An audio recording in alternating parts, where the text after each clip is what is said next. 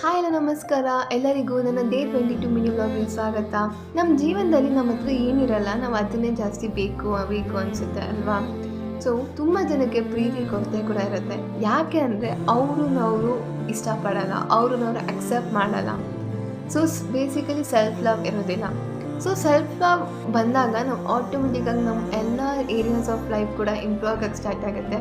ಯಾಕೆ ಅಂದರೆ self love ಅನ್ನೋದು ನಾವು ಇಷ್ಟಪಡೋದು ಆಗಿರ್ಬೋದು, ನಮ್ಮನ್ನ ನಾವೇ ಕೇರ್ ಮಾಡ್ಕೋಕ್ಕೆ ಸ್ಟಾರ್ಟ್ ಮಾಡ್ತೀವಿ. ಆಮೇಲೆ ತುಂಬ ಕಾನ್ಫಿಡೆಂಟ್ ಆಗಿರೋಕ್ಕೆ ಸ್ಟಾರ್ಟ್ ಮಾಡ್ತೀವಿ. ಆ್ಯಂಡ್ ನಮಗೆ ತುಂಬ ನಂಬಿಕೆ ಬರೋಕ್ಕೆ ಸ್ಟಾರ್ಟ್ ಆಗುತ್ತೆ, ನಾವು ಏನೇ ಕೆಲಸ ಅಚೀವ್ ಮಾಡೇ ಮಾಡ್ತೀವಿ ಅಂತ.